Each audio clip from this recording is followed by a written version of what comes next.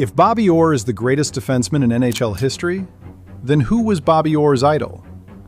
The answer is Doug Harvey, number 2 of the Montreal Canadiens. Most hockey fans today have never seen him play.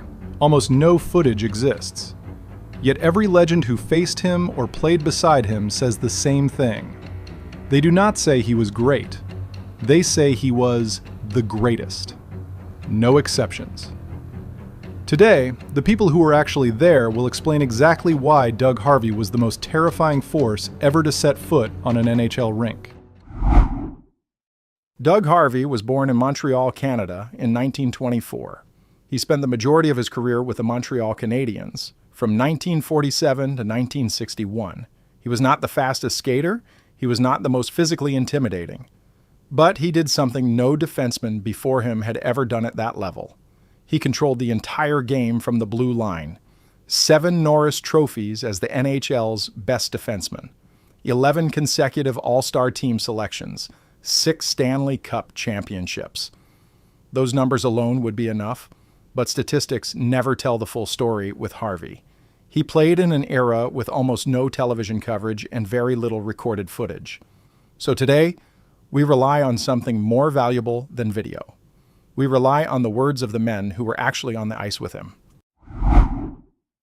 When a player wins 6 Stanley Cup championships with the same core group of teammates, trust is not optional. It is everything. And the men who shared a locker room with Doug Harvey did not just trust him. They built their careers around him. John Beliveau, one of the greatest players in NHL history and Harvey's longtime teammate with the Canadiens, was not a man who gave compliments easily. When asked about Harvey after his passing in December 1989, John Beliveau said simply, "The best defenseman I've ever seen." Not one of the best. Rocket, the most iconic scorer in Canadiens history, and a man known for his fierce pride, called Harvey the leader on defense, one of the greatest of all time. For Rocket to acknowledge another player as a leader says more than any trophy ever could. Dick Moore, a Hall of Fame winger who won 6 championships alongside Harvey, went even further.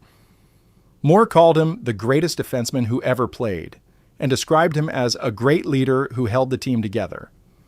Moore understood something that statistics cannot measure.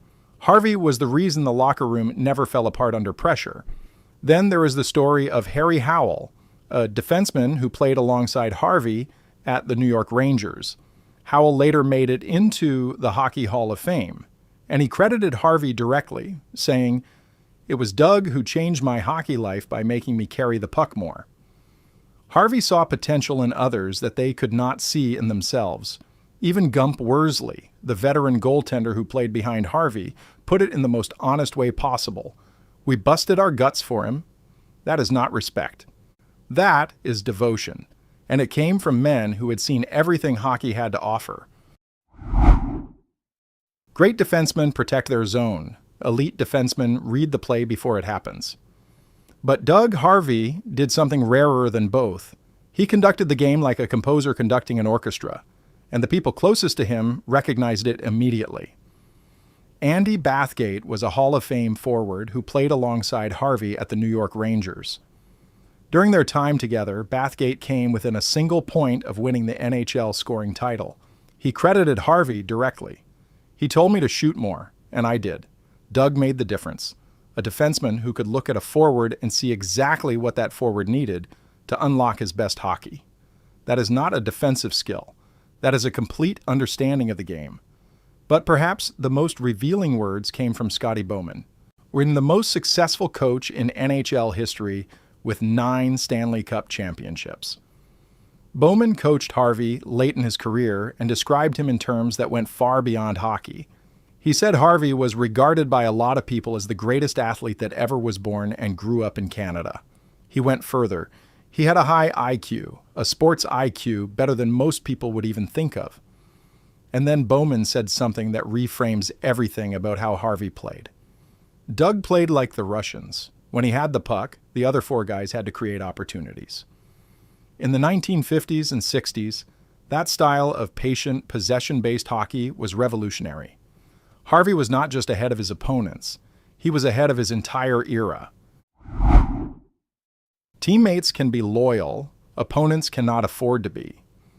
When the men who spent years trying to stop Doug Harvey, trying to outthink him, trying to physically overpower him, when those men call him the greatest, that verdict carries a different weight entirely. Ted Lindsay was one of the most feared forwards in NHL history. He spent the majority of his career with the Detroit Red Wings, the team that rivaled the Montreal Canadiens more fiercely than any other during Harvey's prime years. Lindsay faced Harvey in some of the most brutal and important games of that era. He knew exactly what Harvey could do because he had experienced it firsthand from the other side of the ice. And this is what Lindsay said. No slight to Bobby Orr, but Doug Harvey was the best defenseman ever to play the game. He did not stop there. He explained precisely why. When Montreal went on the power play, Lindsay said, Harvey was the maestro. He controlled every one of those guys.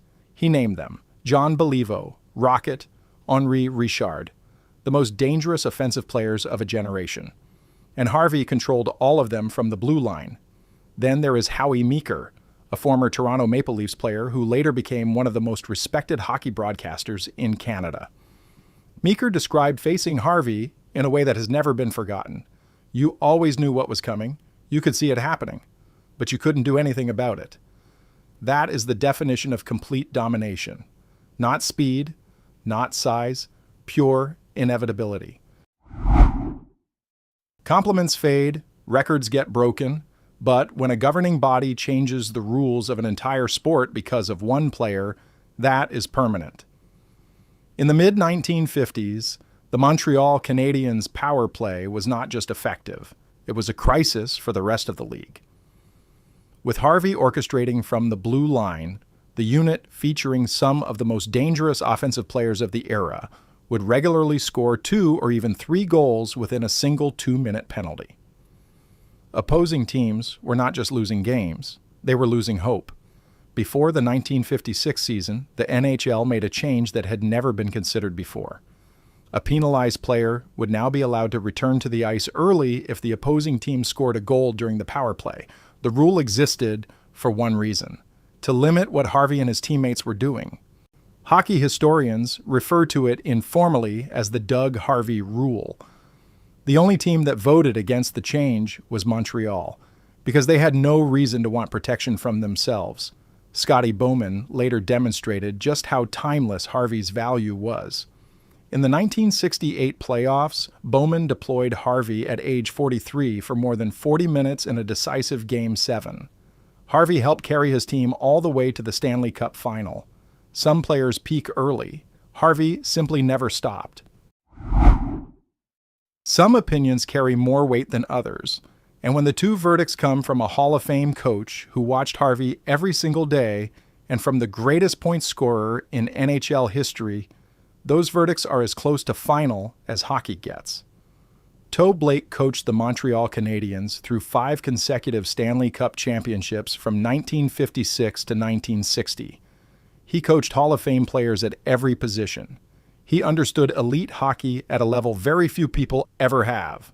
And Blake said this about Doug Harvey, the greatest defenseman who has ever played hockey, bar none. Bar none. No exceptions, no qualifications. Then there is Wayne Gretzky. At the NHL 100th anniversary celebration of the 100 greatest players in history, Gretzky made a single observation that reframed everything. He said, Mario probably wanted to be Beliveau, Bobby Orr probably wanted to be Doug Harvey. Think about what that means. Bobby Orr, the man most hockey fans consider the greatest defenseman who ever lived, modeled himself after Doug Harvey. Orr even wore number 2 as a young player in junior hockey, the same number Harvey wore with the Canadiens, as a direct tribute.